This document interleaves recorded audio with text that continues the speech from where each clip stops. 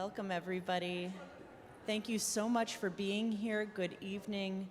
Delighted to see so many faces here in the sanctuary, and I know that we have hundreds more joining us online on Zoom, on YouTube, and on Facebook. So thank you all for being here with us tonight. I'm Rabbi Sarah Berman. I'm the Director of Adult Education here at Central Synagogue.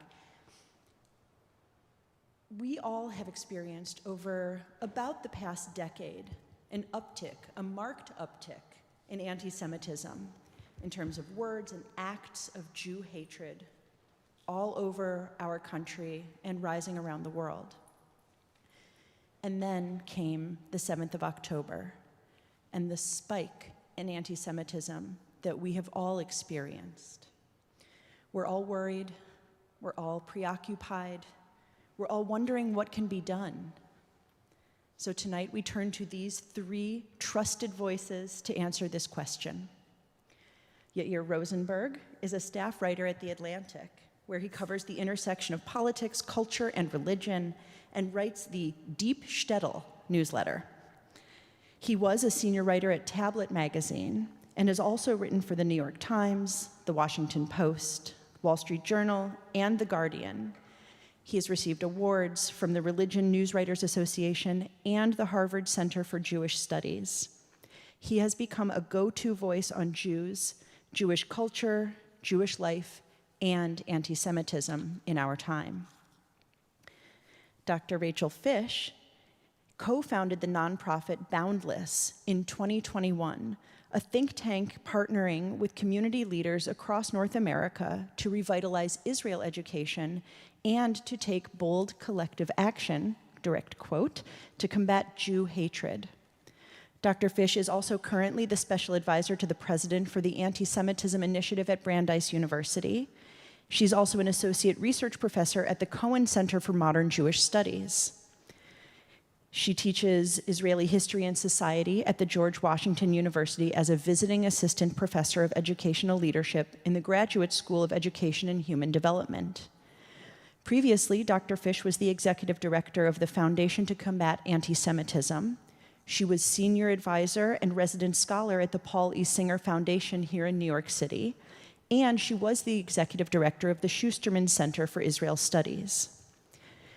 Dr. Fish is recognized as an expert within and beyond the Jewish community on issues of anti-Semitism, which we'll be discussing tonight. And our moderator, Abigail Pogrobin, is the author of multiple books and is the finalist for the 2018 National Jewish Book Award for her My Jewish Year, 18 Holidays, One Wondering Jew. She was an Emmy-nominated producer for Mike Wallace at 60 Minutes, and before that produced for Bill Moyers at PBS. She moderates conversations at the Stryker Center, the JCC Manhattan, the UJA Federation, the Shalom Hartman Institute, and right here at Central Synagogue. Abby was the president of Central Synagogue from 2015 to 2018 and remains our teacher and our trusted friend. Tonight, Abby will be guiding us through the expertise of Dr. Fish and of Mr. Rosenberg. You will have an opportunity to ask questions towards the end of our hour together. We will be handing out cards that you'll be able to write questions on, so look for that later in this hour. For those of us joining us online, please put your questions in the Q&A if you're joining us on Zoom. And so, without further ado, Abby. Thank you so much, Rabbi Berman. Applause. Even though this is such a sober topic, I'm just glad to see you all and those who are on live stream, including my parents. Hello, Mom and Dad. I hope you all survived your Thanksgiving with your families politically. I want to just say on a personal note, I was lucky enough to interview Yair not so long ago in The World Before. He has an incredible album out. In his other life, he's a musician, songwriter, and singer, great singer, and it's a Shabbat album. You should, what's the name of it, Yair, for everyone who wants to find it? Az Yashir. Az Yashir. And Rachel and I were lucky enough to actually be in Israel together, traveling in the West Bank, again in The World Before. And I had an intellectual crush on her, and I'm so glad the two of you are here. I want to start, if I had interviewed you, 2 months ago, I think we'd be having actually a different conversation if I asked you to talk about anti-Semitism, particularly in America, before October 7th. So I would love to start with you, Rachel, Dr. Fish. If you were going to characterize anti-Semitism before October 7th and now in the weeks since, how would they differ? Thank you, Abby. Thank you so much, Central Synagogue, for hosting. And it's always a pleasure to be with Yair. I honestly would say the biggest difference is that now our eyes are open. Meaning, I was one of the individuals over the last 20 years who's been ringing the alarm bell to say very clearly that anti-Semitism exists from the hard right, it exists from the hard left, it exists from within radical Islamism, it exists from within hardcore black liberationist movements. It exists in a way in which we have not at all been focused on. And I would argue that for many, there were blind spots. They didn't see what was happening in their own political camps, whether because they didn't want to or because they were focused on looking across the aisle. And now we are at a point in time in which the guardrails in our society have been so lowered that what we see playing out is that anti-Semitism is becoming socially acceptable in the 21st century. And that is something I think that we, all of us collectively, have to be addressing. And it's not just a Jewish problem. It is a problem for humanity. It is a problem for liberal societies that hold on tightly to democratic values. Socially acceptable, I just want you to be a little more specific about what that looks like. I think we all would have our answers. What are yours? Socially acceptable is when it is deemed okay for a student to be told for a certain club on campus that has nothing to do with Israel, nothing to do with Jews, nothing to do with Zionism, climate change, sexual abuse issues, that they are not permitted to participate in those organizations because they identify with Zionism. That's not okay. That is now socially acceptable in many spaces and as a form of Jew hatred, but it is deemed to be politically correct and okay. That's a problem. And that's not a new problem that happened on October 8th. This has actually been building and cultivating for a very long time, and the Jewish community wasn't paying attention to it. And before I turn to Yair, in terms of the willful ignorance, can you address that without kind of psychoanalyzing, and particularly Jews? Was there a sense that I don't want to see this? As you said, that I'm going to blame the other side. And also, I remember hearing the narrative that Jews are too obsessed with the people who hate us. And we should be more focused on what makes us proud and joyful and spiritual, and less focused on the people who want to kill us. So I don't think it's an either or, meaning as someone who plays sports, you have to be both offensively minded and defensively minded. Otherwise, you're not going to win the game. So you have to be able to understand the joys of Judaism, engage meaningfully with substantive Jewish identity and heritage and culture and all of the incredible aspects of our tradition. And you have to recognize when there are people who seek to harm you, kill you, intimidate you, right? You can't just pretend that there's only one piece of that. I do not believe that you can build a substantive, long-term, sustainable Jewish identity based upon victimhood. I think that's very important to say. Anti-Semitism cannot define our entire Jewish identity and experience. I do think that for many in the Jewish community, there has been a sense that the American Jewish experience is exceptional in many ways compared to other diaspora Jewish experiences. And there's real truth to that. And even to this day, we know that we do not face the same type of anti-Semitism that historically has faced other Jewish communities and other host societies in which they have lived, where you have top-down violence that is sanctioned by the government. We don't yet live in that world. But notice I said yet. And I said yet because American Jews, for the most part, thought American Jews are different. We're exceptional here, and we will never face the same type of anti-Semitism that Jews faced in other societies. And I think because there was a degree of comfort, there was a degree of acculturation, a degree of assimilation, there was also a degree of accommodationism. And I think that we are now at a point in which we need to recognize Jew hatred does exist, even if it is not the same as some of those other historical moments, but we can't pretend that Jew hatred can't exist here. It can. Yair, the before and after October 7th, anti-Semitism. The trouble with going after Rachel is that she will take all of the best answers before you even get to give one. I think you can handle it. So, I mean, I would agree that I think because when you ask a question, how is it different before and after to two experts? So there's only two possible answers you're going to get. One of them is, well, I clearly got it completely wrong, and here's what it really is, and that was my big giant mistake. Most of the experts will not say this.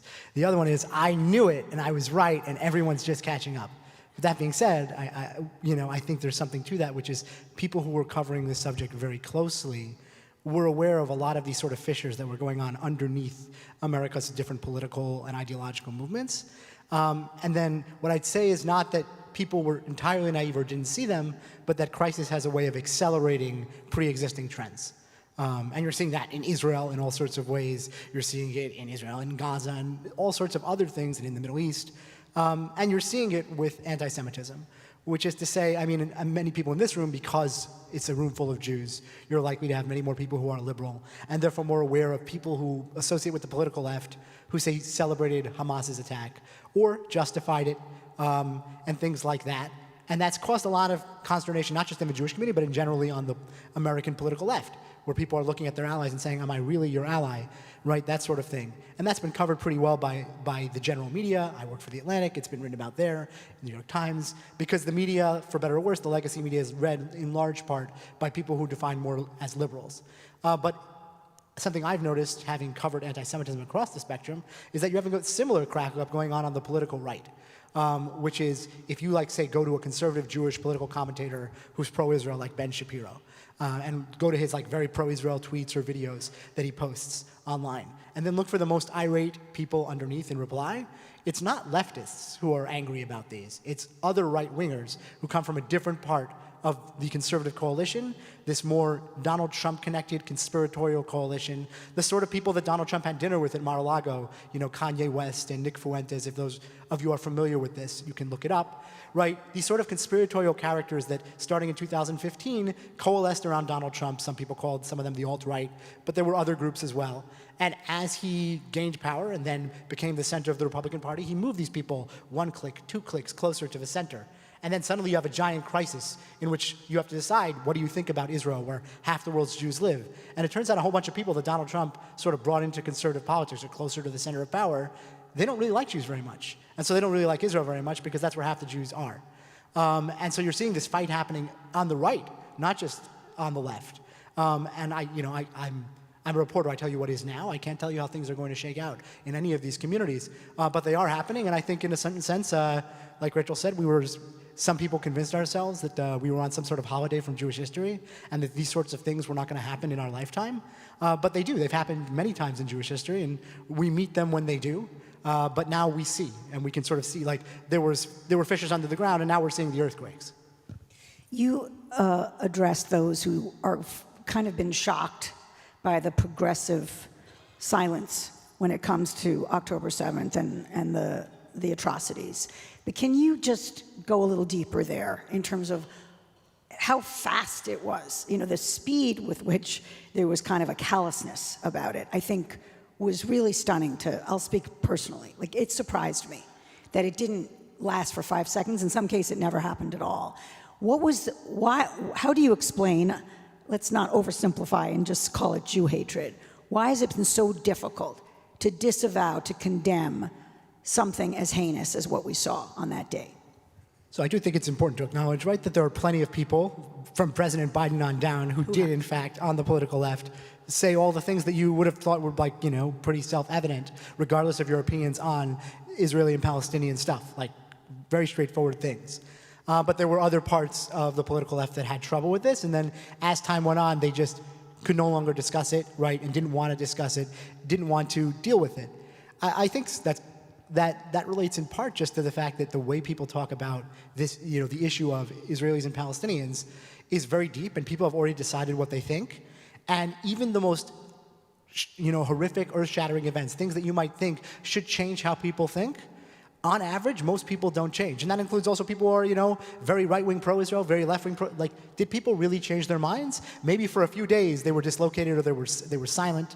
But they all then sort of went back to their corners, and they found ways to reassert that they were right all along.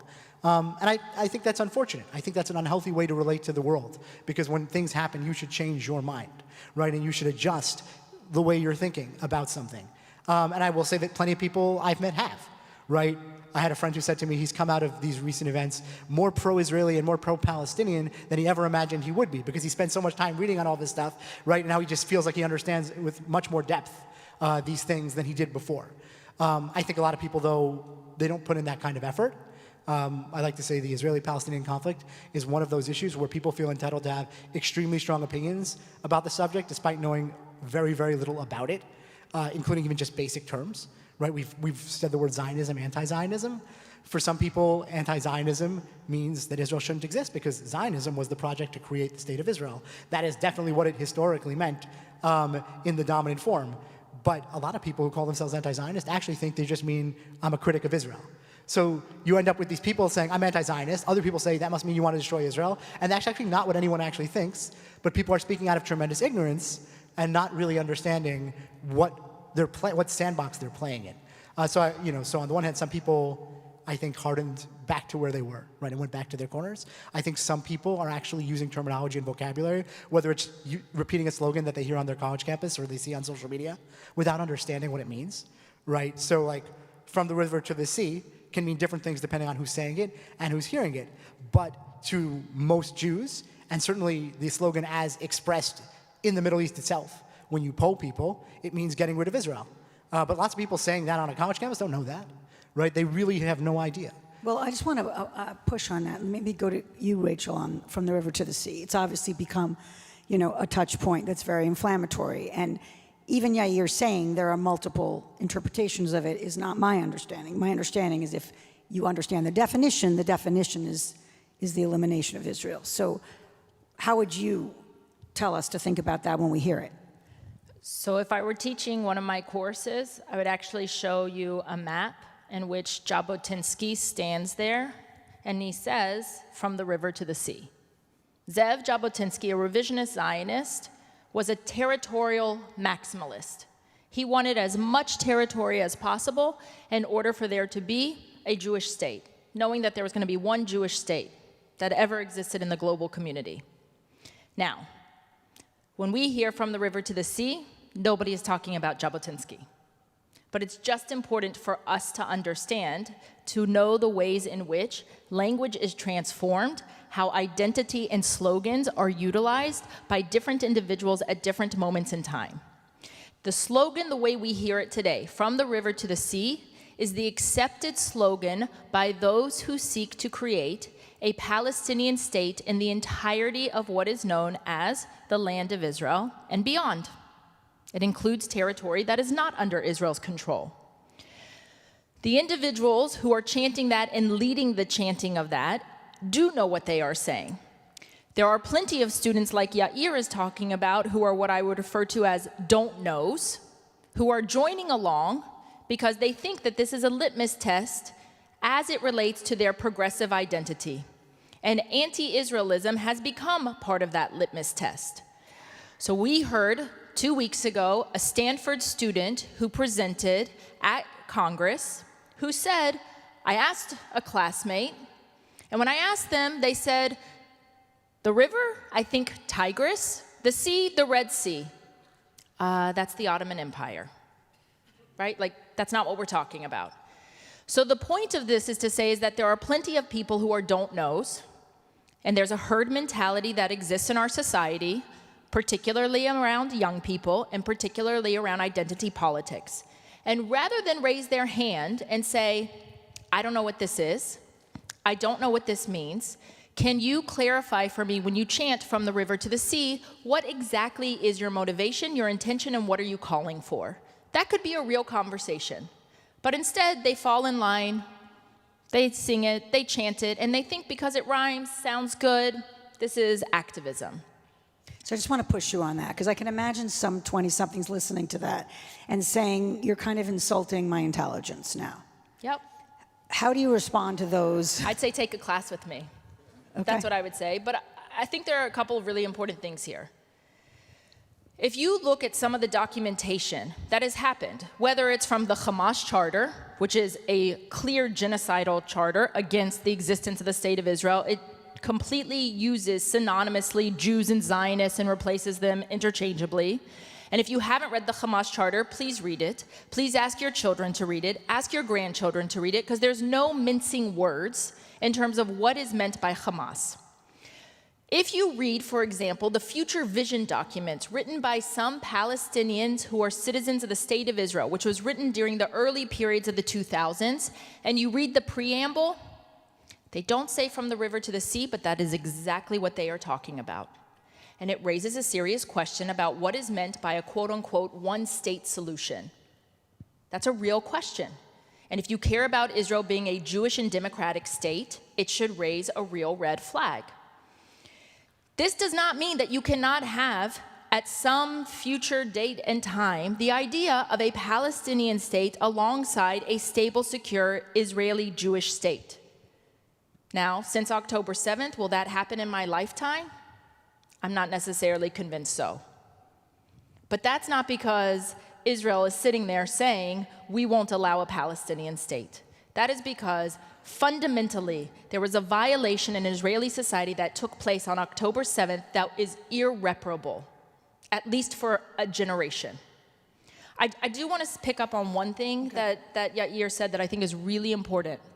And it relates to this question of you saying, like, I didn't expect it, right? You said, so I think part of the reason a lot of people didn't expect it. The silence, the absence of condemnation. Exactly, is that there has been, again, for a long period, over 50 years, a set of intellectual frameworks that have become fundamental in terms of how we view the world. Some of those have to do with post-colonialism or decolonization. That is an intellectual idea. It's a valuable idea if it's taken as a tool to examine specific issues. But when it is coupled with other intellectual ideas like postmodernism, which says there is no objective truth, all facts are debatable, all narratives are equal, or Marxism that says the goal is to weaken the strong and strengthen the weak. These kinds of ideas, post-nationalism, when they become the primary lens through which you refract all issues, then you set up a paradigm that's very, very superficial and simplistic. And it allows don't knows to glom onto it. What's the paradigm? It says those who have a light skin color, those individuals are clearly powerful, and therefore they usually align themselves with the oppressor. In relationship to those who are dark-skinned, who are clearly powerless, and therefore are the oppressed. It's a very, very simple formula. That simple formula then says the following: Israel, and by extension all Jews, are white colonialist imperialists who have displaced a dark-skinned native indigenous population. That narrative lacks real historical integrity, but it is not actually challenged. It is not actually put in a complex conversation, and individuals accept it and then hold on to it. And so then when you have events like October 7th, they can't make sense of this idea that Jews at all could be victims because it doesn't comport with the formula that's already been, put forth. I want to talk about that inability to absorb that or acknowledge that Jews could be victims in terms of the posters that have been torn down and the coverage of that. Can you just address, and maybe I missed it, but maybe you've written about it, just kind of how that went viral as an act of kind of defiance in some way, and how you think, to the extent that you've been following the coverage, it has been characterized? So to fill people in on this story, if you're not aware of it, probably a healthy thing. But if you walk around Manhattan, of course, you've probably seen the posters of the various kidnapped hostages, many of them children, some of whom are home today, some of whom still are not. And you also have seen this phenomenon of people tearing down the posters or defacing them in all sorts of ways. I myself actually saw one where people had picked up, some dog excrement from the sidewalk and stuck it on a photo of a kid. So the fact that this was happening became at a certain point unignorable because people doing it were caught on video. You can see the results on the posters. In my case, I literally just photographed the thing and put it on social media. I'm like, well, this is what I saw. And that, some people, obviously, these people who did this came off very poorly. And you start wondering why people do it. And I think part of it relates to this idea, which is it created this certain level of cognitive dissonance for some people who have extremely strong commitments on the Israeli-Palestinian issue, regardless, again, of their actual knowledge of the issue. Often it, I think, correlates with a certain negative amount of knowledge because they say you're either on one side or the other side. It can't possibly be that my sympathies are with the Palestinian people, but Hamas sort of betrayed the Palestinian cause by doing horrific things in its name, and I want to disassociate the legitimate national Palestinian cause from that, and therefore these posters are perfectly fine. In fact, they're expressing a protest that I agree with, which is that these children shouldn't have been abducted. That isn't going to free Palestine or do anything else that's good in this world. But somebody who sees everything as a binary, and you're either on one team or the other, right? Well, these posters are representatives of building sympathy for the wrong team. And so I have to destroy them because they are breaking my binary. They're suggesting something that I don't want to see. I want to say one more thing about this, which is then you end up with the sort of second stage of this story, which is the media starts covering the fact that these posters are being defaced. And people are being filmed and then suffering consequences for defacing the posters.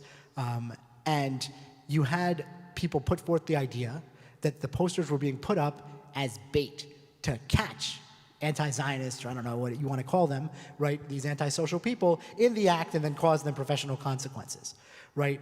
What was really going on here, of course, is that Jews are small people, many of whom know somebody who was affected by October 7th, many of whom are either related or know someone who's related to somebody who was hurt or kidnapped or in other ways hurt or brutalized on that day. And they're showing genuine human concern. So this is pathologizing genuine Jewish concern, one. But two, it's saying, oh, we did that really bad antisocial thing that looked really bad on video. Well, the only reason we did it is because those sneaky Jewish manipulators put up those posters to trap Gentiles into doing bad stuff, right? This is classic anti-Semitism, right? And people said this out loud to the New York Times, and they made this as a real defense, as some sort of case. Like, these people aren't against Jews, they're just insert anti-Semitic explanation, right? And you see this a lot, unfortunately. And so there were many layers to that conversation. I think that it is sort of an instructive one, even though it's a very small and sort of symbolic thing. Symbols are powerful, and you could sort of see the way that certain people couldn't handle these symbols. And part of the not handling it is also there's been a rejection of some of the facts here. Yes. And that's been another way. I've been stunned a lot of ways, but simple reality and documentary evidence from Hamas of what was done. And there is still a questioning of the veracity of these reports. And that's part of who's to say this person's kidnapped? You could put up any babies. If you Who's look to at say that someone was burned? Is there any proof of the beheadings? Can you just address that in terms of just the media response to the actual sense that maybe all of this information isn't accurate? So if you look at the videos of people tearing down some of these posters, sometimes people ask them, why are you doing it? And sometimes they answer because they weren't kidnapped, right? It's a lie, right? And that's not coming out of nowhere. That's coming out of this very powerful alternative information ecosystem that sprouted up pretty much immediately on October 7th to, at maximalist, deny that any civilians were harmed in the attack at all, right? And if not, if you can't deny something, then to say that the Israelis did it to themselves, which I'm sorry to bring this to you if you haven't heard this, but there is a whole mountain of conspiracy theories that are being constructed to try to blame the Israelis for massacring, hundreds of their own civilians. This is not a thing that happened. Obviously, you're going to have scattered reports and incidents of friendly fire or an attempt to rescue hostages in this kibbutz building, and many of the hostages get killed in the attempt to retake the building, right? This is what happens when people take hostages. Obviously, that's very different than Israel killing hundreds and hundreds of own civilians, at a music festival or something. But they take, like any conspiracy theory, a grain of truth and then you inflate it into a crazed calumny. And again, it's because they don't want to reckon with what actually happened, because it might necessitate changing your mind even slightly about what happened here and where the moral apportionment goes. So that's the big picture of what's going on here. And it's actually more, I don't think people quite realize that's going on, in part because if you read like the New York Times, whatever criticisms you might have of any legacy media outlet, the New York Times, Washington Post, Associated Press, The Atlantic where I work, right, all of them have written about this stuff. Their journalists went and watched the 45-minute or so film that was put together, mostly of footage filmed by Hamas, of their own atrocities, which is an incredible service and horrifying thing that I wouldn't wish on anybody. And lots of journalists did it so that they could write about these things. And journalistic outlets in general have done a very good job covering these things. But the person tearing down that poster, are they reading The Atlantic or the New York Times? They're not, right? They're getting their information on TikTok. They're getting their information on YouTube and social media and from friends and from other information networks that we know from surveys are where more people, especially younger people, tend to get their news. But also, like if you look this up, and I haven't checked today, it could, if we're really super lucky, but I doubt it, have been corrected. But certainly recently when I last checked, if you go to the Wikipedia page for the Hamas October 7th attack, you will find no evidence that any Israeli civilians were harmed at all or abducted. It's all soldiers, that's it, right? It's just completely memory hold from what you would have thought is a really important neutral resource of information that if you're just a normal everyday person who relies on Wikipedia in Arabic to tell you what's going on, you would be vastly dramatically misinformed about what's going on. And there was this hospital that Israel allegedly bombed, and then of course it turned out Israel didn't. It was a misfired Islamic Jihad rocket, and some 50 days later, basically every major intelligence agency, all the major newspapers, and everybody agrees upon this. I think Human Rights Watch, 50 days later, finally has acknowledged what everyone else already had. And yet, if you go to the Wikipedia page for that and you look at the first paragraphs and everything, it says it's an Israeli airstrike still. I'm fairly certain that's, and again, it could have been updated in recent days, but it was that when I last checked it. So people should be aware, because of course we are aware of like Holocaust denial. People did that. And I think people don't realize like that will happen again and again, and it's easier and easier to do in a digital age, and everything happens on the internet faster. And so this is something that you might see. I'm going to probably write something about this because it is very, very important. And I think it's underestimated because people think, well, the sources I'm reading, they don't have that. But not everyone is getting their information from the same sources as you or me. Rachel, I want to talk about the word genocide, which has, I think we're seeing kind of bandied about, sounds more flip than I mean it. But it's a very strong accusation. It's being leveled at Israel kind of willy-nilly right now. And I just want you to take very seriously what that definition is and to address what is inescapable, which any Jewish commentator, journalist that I listen to, rabbi, acknowledges, which is there's been a great loss of Palestinian life. That's very hard to watch and to absorb, but it is, in my estimation of what genocide is, not genocide, but you can imagine how this narrative is so easily shaped, particularly with the overlay that you were describing. So tell us where, first of all, you see this happening, I think more than I've seen in my lifetime, in terms of the accusation, and then how we should kind of begin to unpack it. So again, I would say history matters. When does the term genocide come into our nomenclature? After the Holocaust. Raphael Lemkin coins the term genocide in order to describe what took place under the Nazis to the Jews. It mattered. Genocide is a very specific definition of targeted, intentional mass murder of innocent civilians. And this is what we see very often. It's not just the term genocide, and we'll talk more about it in just a second, but it's the term apartheid. It's the term ethnic cleansing. Human rights language has been hijacked and manipulated for clear political purposes, and in this case, they are manipulated and hijacked in order to bludgeon Israel and those who support her. That's not a new phenomena. It's been happening once again for decades. Now, it's very part of the moment du jour to be able to say, look, Israel, it is engaged in genocidal behavior. Again, we know that if you actually present facts and not just someone's narrative, you challenge that. First of all, it doesn't at all diminish what's actually happening in Gaza right now, but if you look at the population growth in Gaza, let alone the population growth in the West Bank, you could never call it a genocide. That's just not what's happening. You can talk about a lot of issues, but it's not a genocide. So when we hear people say things, we actually have to hit the pause button and say, can you tell me how you're using this term? How are you defining it? Why are you using this language to describe this particular moment? Because I think it actually matters. Now, there are plenty of people who won't be able to answer. There are plenty of people who will show their absurdity once they begin the answer. Now, that is separate from recognizing exactly what you're talking about, which is there is loss of innocent lives that are happening in Gaza.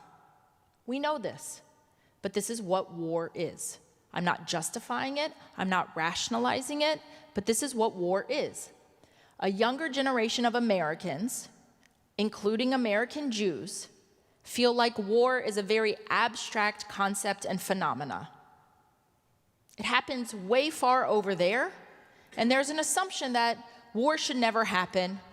Collaborative problem solving, conflict resolution can deal with every potential issue. And there's a desire, particularly within Western society, to figure out how do you actually solve for these issues, wrap it nicely in a bow, and say, problem solved. Sometimes problem not solved. And that's very, very hard for younger Americans to grapple with, particularly in the Northeast, but not only, because how many Americans actually know anyone who even fights in the American military and who risks their life on a daily basis in order to secure the freedoms that we have in this country? Not many. There's another piece of this, which is that in the American Jewish community, and I think this is actually really important, and I know that Shalom Hartman thinks about this quite a bit, we don't talk enough about what it means for Jews to hold power, real power. What does it mean when you ultimately have to decide military action, which is not black and white? What does it mean when you have to decide who actually is going to get food, fuel, electricity, water? Who actually gets to decide who lives and who dies? That's very, very real. And we are very deeply uncomfortable with that conversation. And I believe we have to work a lot harder in our Jewish conversations to actually grapple with what it means for Jews to hold power, because Israel holds real power. And because they hold real power, they have a moral obligation to protect their citizenry, particularly from individuals who seek their ultimate annihilation and demise. We're not comfortable with that. So, Rachel, I want to just channel the Jewish student. This is not Abby, because I know you have an answer for this, and it just needs to be said. You know what our 20-somethings are hearing like a drumbeat, and I'm just going to say, put it out there as tightly as I can, that they are told over and over again that Israeli Jews robbed Palestinian land in 1948. They seized Palestinian territory in 1967. They've occupied the West Bank for over 50 years. They bulldoze Palestinian homes, olive groves, and schools whenever they feel like it.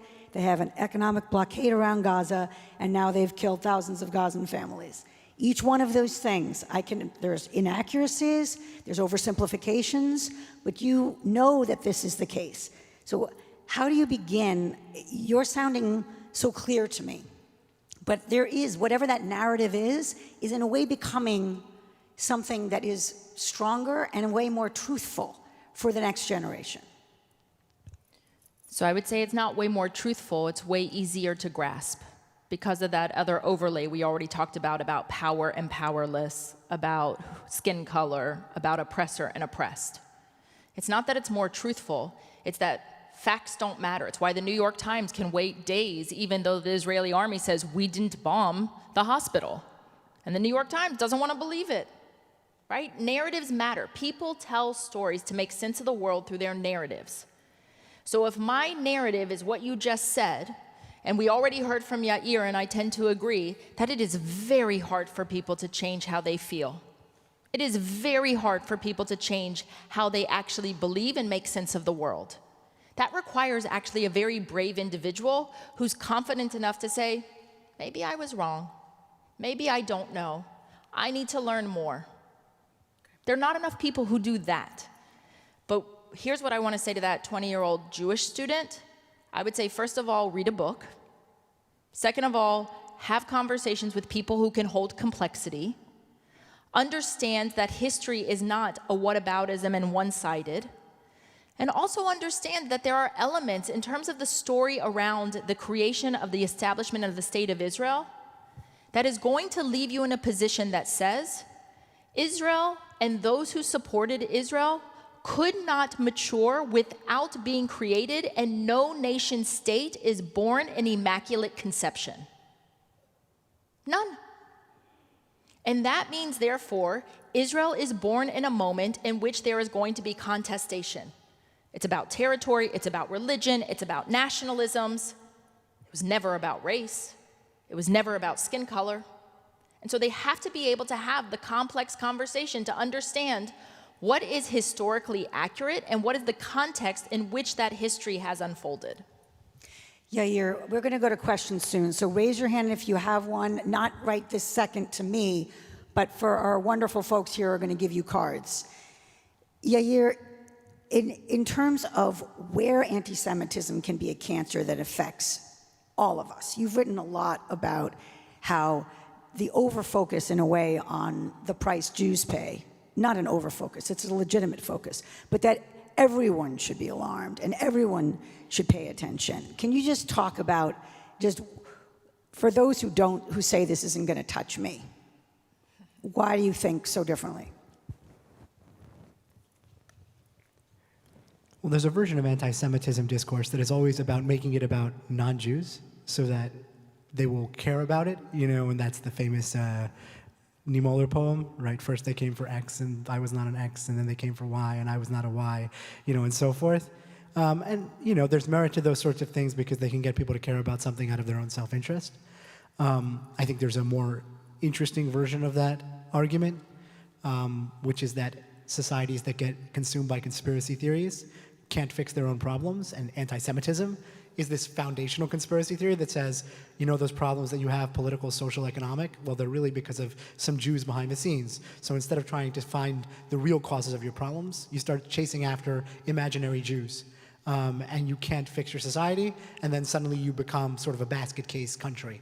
And this happens in a lot of places, and to the extent that America or any other country gets consumed by conspiracy theories and anti-Semitic conspiracy theories, we will become a less functional, democratic country that is able to organize collectively and rationally to solve our problems. So I think that's an important point. It's true. Obviously, I think people should actually care about anti-Semitism because it's wrong and it's evil, and you should not want it to be part of your society, your country. But I think when you say anti-Semitism, I'm not going to touch them, you're saying about Jews? You're asking me sort of about Jews who think the anti-Semitism won't come for them? Is that what you were referencing? I do, and I also think that some non-Jews feel like it's this kind of enclave of a little bit of alarmism. Yeah.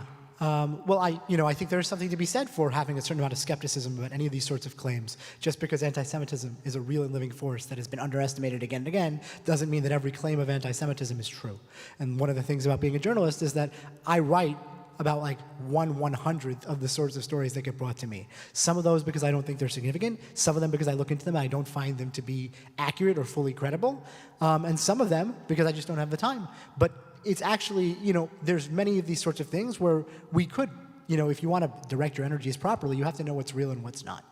But I do think that the default reflexive thing where people will be like, oh, those alarmist, paranoid Jews, at a certain point, that becomes a them problem, right? It becomes a sort of thing that says something about you, because it's fine if you were saying that, 25 years ago, or whatever, but like how many more incidents, how many more shuls have to get shot up? How many more places have to get vandalized during the current conflict, right? How many different ways do Jews have to get assailed from high places and low places, from celebrities and from people with tremendous amounts of money and power, right? Before you recognize that this is a real thing and that it actually is affecting your country and your society. And then I'd say once you recognize that, you say, wait a second, I recognize that these things are real, that these conspiracy theories are sort of consuming significant parts of our political culture, and that sort of thing destroys countries. Again and again. There's so many weird examples of this with anti-Semitism. They've studied how the parts of Italy that expelled their Jews were more economically depressed than the rest of Italy, because the Jews filled certain economic niches, and once the Jews were gone, those places suffered for centuries. Areas of Germany that were historically more anti-Semitic, according to, I think it was a Harvard study, turned out to be poorer, and the reason why is because those areas tend to be less trustful of the stock market, which is something that, of course, is traditionally associated with the Jews. So anti-Semitism doesn't just, come for Jews, right, but it sort of eats the societies that get taken in by it. In terms of Jews, right, I think it is fair to say, right, there is a defense mechanism that Jews have, which is to deny the reality of anti-Semitism and that it's a living force that could actually impact their lives. And it's a very understandable one.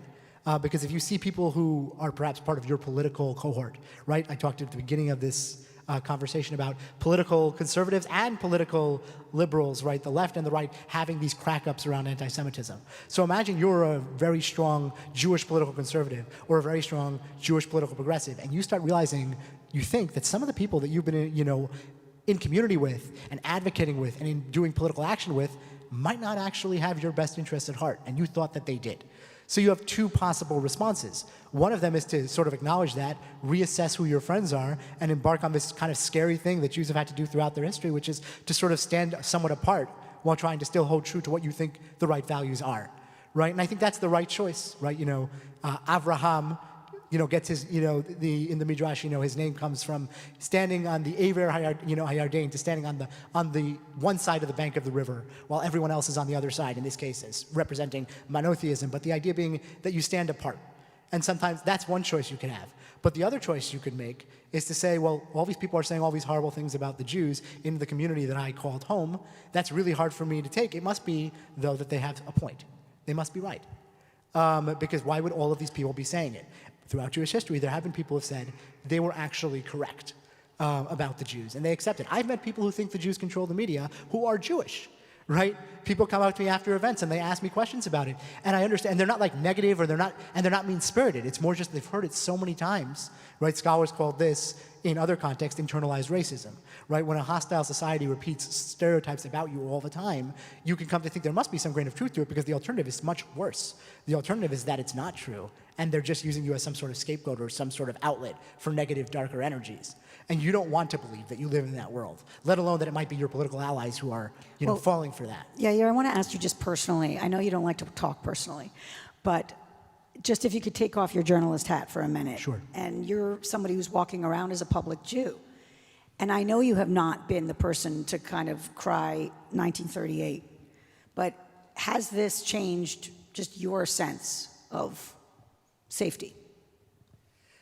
No, I have a really weird and unhealthy reaction to all of this, which is that once all this stuff comes out into the light and people can see the sort of thing that you've been seeing, it makes you feel like you're less crazy, right? And you're like, it's a painful, dislocating experience for a lot of people, but it's so much better that all this stuff be out in the light.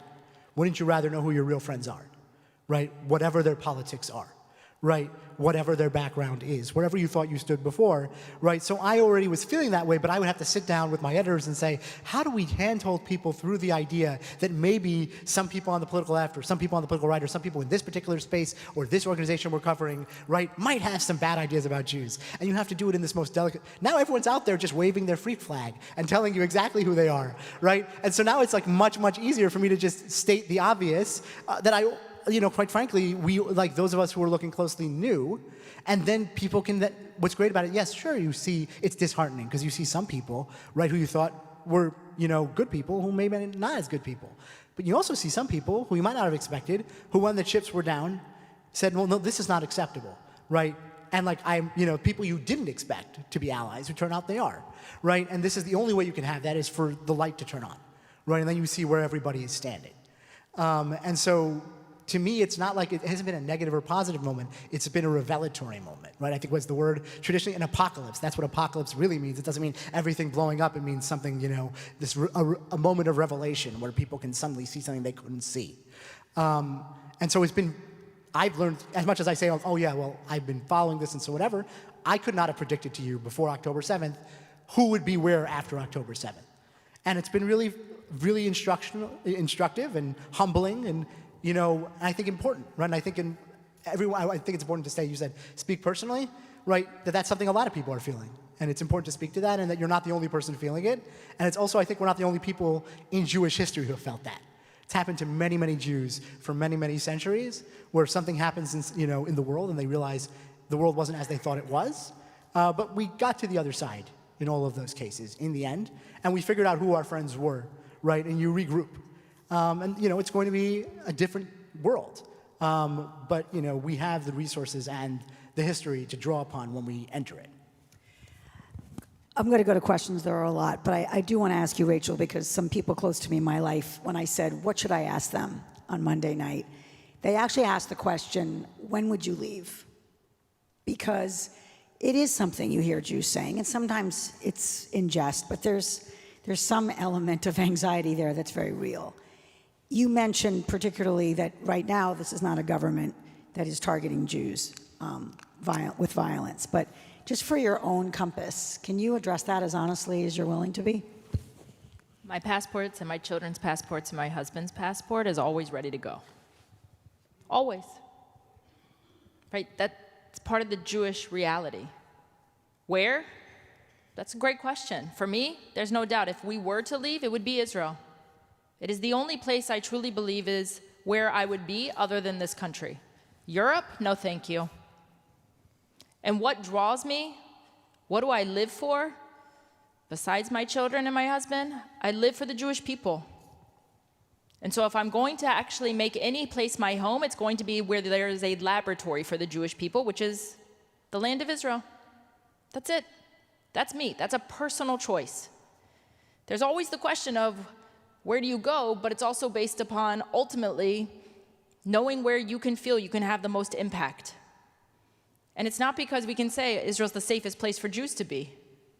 We know it's not always the safest place for Jews to be. The question ultimately, though, is recognizing those signposts that Yair has been talking about in order to have a sense of making enough smart choices to understand when the guardrails are no longer able to be raised. We're not at that point in this country. But I do think now that people have the knowledge, people see what is playing out, we will have much more ability to make that informed choice of when you leave. I will just tell you, I have a very good friend who came from the former Soviet Union, and she always jokes with me, and she says, tell me when your family's going to leave because we got the memo too late. Right? So it's a real thing. It's a real feeling that people have.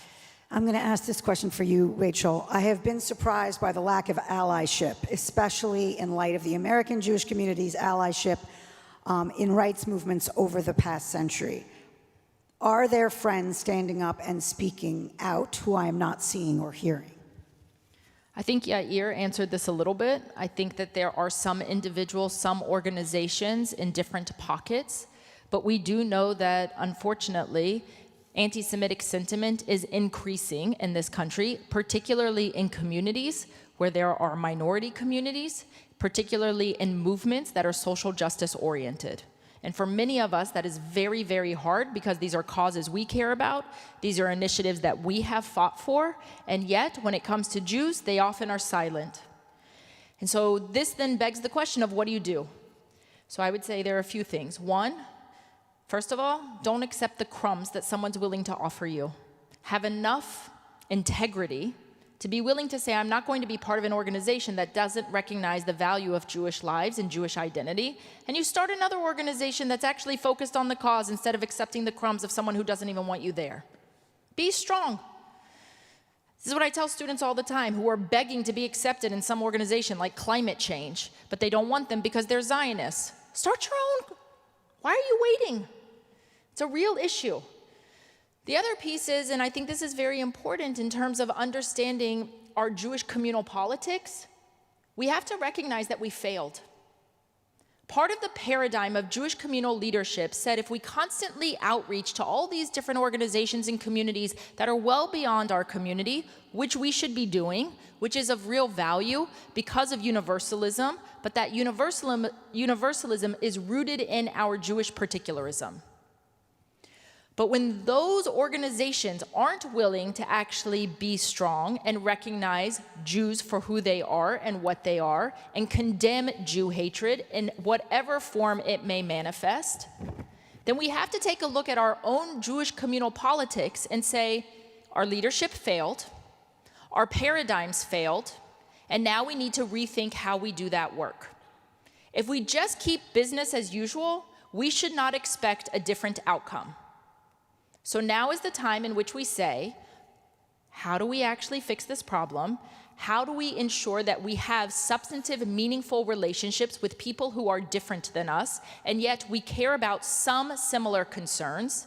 And what I will tell you is that if you sidestep the hard conversations, which are usually about Jews in Israel, you are not doing the hard work for the difficult moment when it arises. Okay, these are great answers, but now I'm going to ask you to be tighter because we have so many. This is Looks for like you. That's a lot of questions. Yeah, we're not going to do them all. As I drop Lightning them. round in 2 words. Yeah, if the average American is most likely to hold views spoon-fed to them by social media and traditional media, what should Jews be doing differently to influence that narrative? It's a good question, in part because it recognizes that these are 2 different universes, right? Traditional media and social media increasingly informed very different groups of people in America and often different generations. And there are totally different approaches to those things. I'm much more suited to speak to traditional media because I work in traditional media. There are certain standards and practices that traditional media has. You can, in fact, if you spot something that seems inaccurate, mistaken, or biased, right? But I would say sometimes things that look like bias can often just be mistakes. Keep in mind that 50% of journalists, by definition, are below average, just like in every other profession. And that means they make mistakes, right? And so you shouldn't always jump to the idea that they're out to get you. Sometimes, the bias, if the mistakes can constantly happen only in one direction, that's one thing. But sometimes we're attuned to certain types of mistakes, but you don't realize they're being made in all directions. So in a traditional journalistic enterprise, you can, in fact, reach out in good faith, write letters to the editors to make corrections, things like that. You can also write your own op-eds. You can organize to you can get an event covered, right? If you do a rally or something, and you make sure that you have someone who reaches out to the media and says, we're going to do this thing. You can basically interface with the traditional media in a very normal way. And the traditional media will generally tend to take those things seriously. When it comes to, social media and things like that, it's much more inchoate and, what to do about any of those places. If, for example, if my industry understood how to do that, we'd be much wealthier and fewer places would be shutting down every 10 minutes. Solving how to actually reach large numbers of people on social media in any substantive way is hard. We have a very fragmented landscape. People have different influencers they listen to. People have different YouTube channels they subscribe to. People subscribe to this or that Substack, right? And that's where they're getting their information. And so I don't have a silver bullet because I don't think anyone really has one. One benefit of that fragmented landscape, though, is there's nothing stopping you from putting your own voice out there, right? And there's nothing stopping people from telling their own story. A challenge that Jews will always have to face is numbers, which is Jews are, contrary to the conspiracy theorizing of anti-Semites, where the tiny 0.2% of the world of people who are Jewish wags the tail of the 99.8% that's not. Actually, the terms of discourse around Jews, Zionism, Israel, all of that is determined by the non-Jews, right? The debate is determined by non-Jews and how they talk about Jews. And Jews have to work within that context. When you want to understand why, say, Theodor Herzl pitched the state of Israel in some context as a colonial project, and even played into certain anti-Semitic ideas where he'd say, well, if you help us out, the Jews in Israel can help run your banks and things like that. Because he had to pitch the idea and convince a largely anti-Semitic and colonial society that this is something you should do. Right? If he said, well, they're the indigenous people and you should give them their land back, I don't think that would have gone very well. Okay. And so you kind of need to come up with ways to make the case, whatever that is in 2023, for your values, for Jewish people, in terms that the broader society can understand. It's not the best, most inspiring answer. Because ideally, you would want to say it on your terms. But that's not the world we live in, and it's not the numbers of people we have. One story. This is not short. Yes, I know, but I speak so fast. Think of how many words you get. It's okay, because I've got to move on. Okay, fine.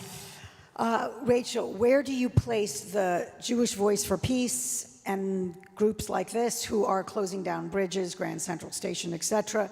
This person putting their thumb on the scale, self-hating Jews or anti-Semites? Jewish Voices for Peace is not representative of the mainstream Jewish community, and that, I think, has to be made time and time again as the case in institutions in which JVP attempts to control and dominate the conversation. It happens on college campuses all the time. I'm not willing to say they're all self-hating Jews. There are plenty of Jewish students who are involved in JVP who care deeply about Jewishness, but many of them are deeply misguided, ill-informed, and unsophisticated thinkers.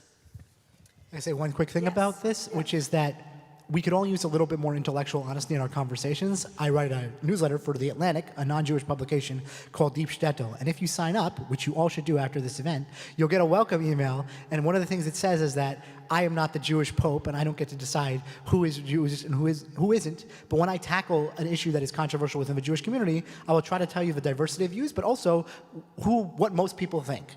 And sometimes Jews who have minority viewpoints, right, and that could be, during the Trump era, it could be extremely right-wing Jews, right, will monopolize the Jewish voice. And they will say, this is what Jews believe, even though we have polls and we all know this isn't so, right? And sometimes, in some cases, it can be people with very left-wing views.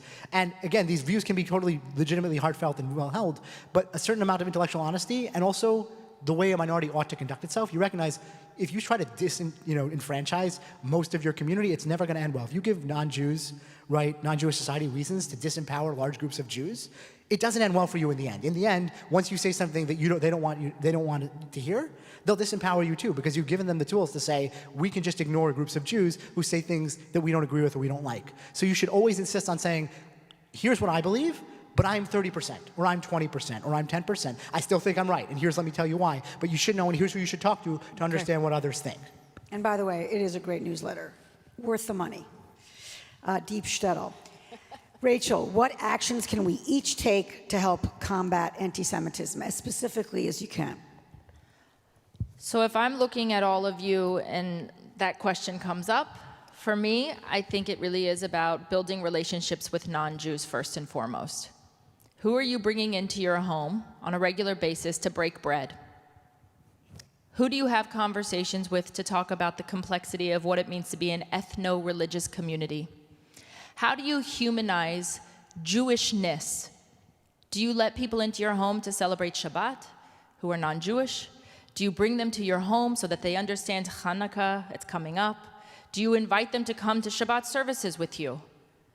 This sounds very simplistic. You have to remember, I grew up not in a beautiful sanctuary like this, but in the foothills of the Smoky Mountains in Northeast Tennessee. There are no Jews where I grew up. Out of my town and 6 towns surrounding, there are 60 Jewish families. The majority of the world in which I inhabited was a non-Jewish world. It is not New York City.